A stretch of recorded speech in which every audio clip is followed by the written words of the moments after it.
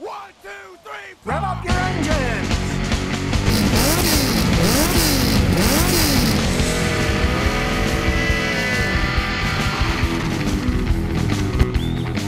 It's time for the Scotty Kilmer channel. Today I'm going to show you how to fix a car that has a clutch where the pedal just sticks and doesn't come back up.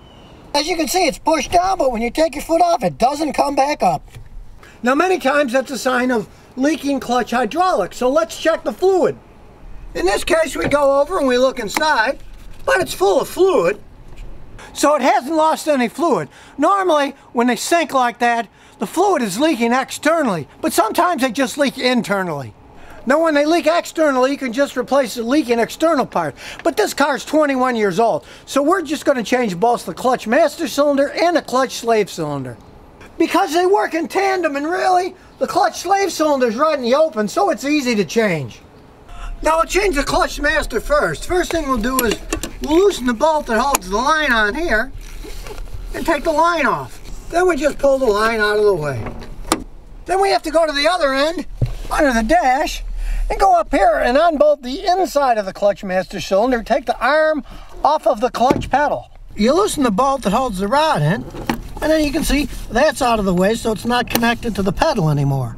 Then you get a wrench and socket, unbolt the two bolts that hold it to the body, and off they come. Then the whole assembly slides out. Out it comes. Then we get out the new master cylinder and put it back in place. Just slide it in the holes. Then you screw the rod in place and put the two bolts in that hold the whole assembly to the firewall. Then go back under the hood and screw the line back into the master cylinder. And we have to bleed the air out of it, but we're not going to do that yet because we're going to change the slave cylinder too.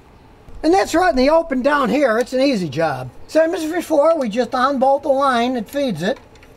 And then remove the two bolts that hold the cylinder to the engine, and off it comes. Then you get your new slave cylinder and bolt that on. And you bolt it all back on. And now comes the fun part. You fill it up with brake fluid and you have to bleed the air out of the system. You just pour it right in. Now it's easier to bleed a system with two people. One person steps on the clutch and the other opens the bleeder valve. But I work by myself, so I use a giant screwdriver. Jam the screwdriver against the seat and have it push the clutch down. Then you go to the bleeder valve on the slave cylinder, open it up a little. Out comes the air and you tighten it up. Now you might have to do this 3 or 4 times, but eventually you'll get all the air out. And here we go, a nice strong clutch that releases like it should and comes right back up.